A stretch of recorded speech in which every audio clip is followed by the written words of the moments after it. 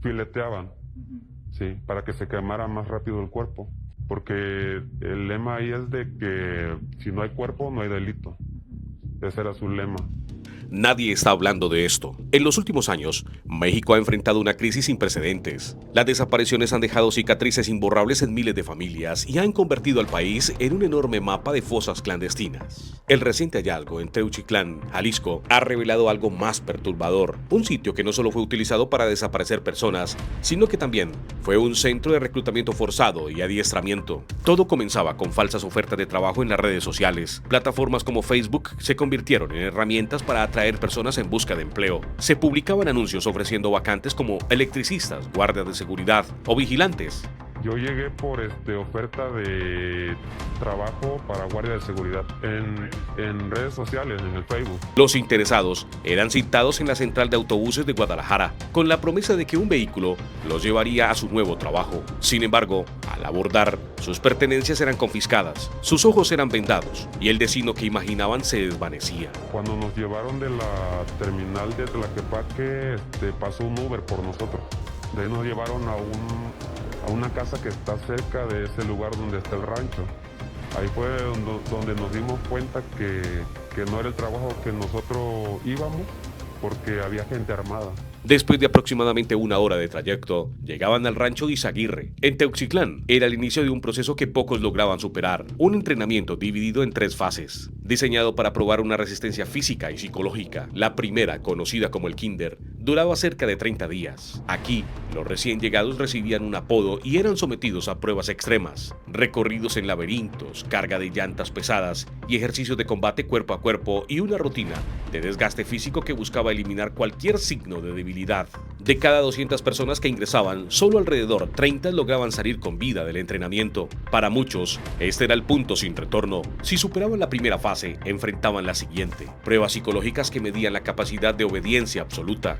Durante días, eran privados de alimentos y sueño, expuestos al sol y al frío, obligados a seguir órdenes sin cuestionamientos. Los que fallaban no tenían opción de volver atrás. Los que lograban resistir pasaban a la tercera fase, el entrenamiento táctico. Aquí ya no existía la posibilidad de rendirse. Se les instruía en la estrategia de combate, tácticas de defensa y manejo de armas. Quienes completaban esta etapa eran enviados a otros estados. Nunca reclutaban de 11 o 12 o 15, estaba prohibido.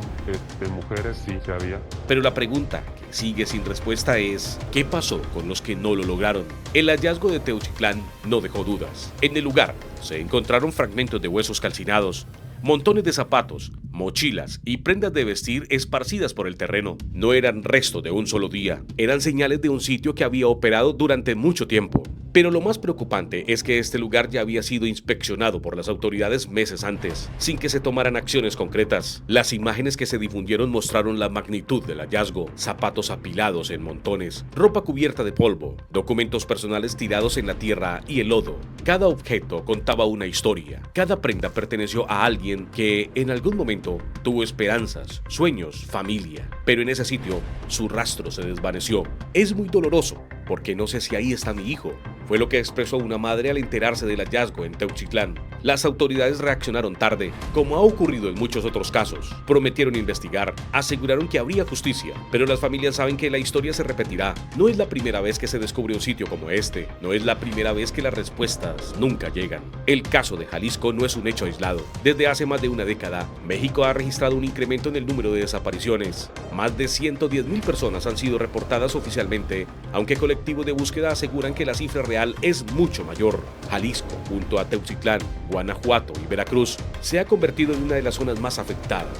En estos estados, las fosas clandestinas han dejado una evidencia aterradora. La desaparición no es un caso individual, sino un fenómeno generalizado. Jalisco es un punto clave en la geografía del país. Su ubicación estratégica y conexión con rutas comerciales lo han convertido en un territorio de alto riesgo. Municipios como Guadalajara, Tlajomulco y El Salto han sido marcados por un aumento significativo de desapariciones. En muchas de estas zonas, la única respuesta ha venido de los colectivos de búsqueda, no de las autoridades. Cuando lo vi no pude hablar. Empecé a llorar, relató una madre al encontrar pertenencias que podrían haber sido de su hijo en el rancho de Teuchitlán. Las familias han aprendido a rastrear, a buscar señales donde nadie más quiere mirar. Han aprendido a reconocer el olor de la tierra removida, a interpretar pistas que las autoridades ignoran. Han encontrado restos donde nadie más ha buscado y, sin embargo, la mayoría sigue esperando respuestas que nunca llegan. El rancho de Teuchitlán no es el único sitio de su tipo. Colectivos de búsqueda han documentado casos similares en distintos puntos del país. Lugares donde las personas desaparecen sin dejar rastro,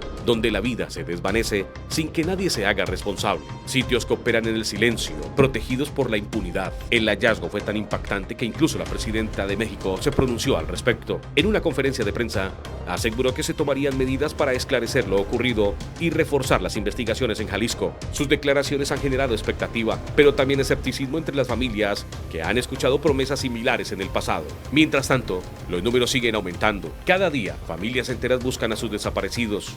Terminé el adiestramiento que nos dieron ahí y nos mandaron a Plaza, a Zacatecas. Y ya estando ahí, pues me tuve que escapar, no había de otra, porque yo no quería estar ahí, pues. Y más que nada porque quería volver a ver a mi hijo. Las crisis de desapariciones en México no han dejado de crecer y, a pesar de las promesas de la justicia, los resultados siguen siendo los mismos. El gobierno ha prometido reforzar las investigaciones, ha dicho que mejorará los registros y agilizará la identificación de las personas, pero hasta ahora no hay señales de cambios significativos. Mientras tanto, los colectivos seguirán recorriendo caminos polvorientos, escarbando con sus propias manos, buscando una respuesta que el Estado aún no ha sido capaz de dar. Las familias seguirán recorriendo el país con palas y varillas, cavando en la tierra, siguiendo cualquier pista que pueda darles un indicio de dónde están sus seres queridos. Seguirán recibiendo llamadas falsas, promesas vacías, respuestas tardías. Seguirán gritando los nombres de quienes se fueron, aunque nadie los escuche.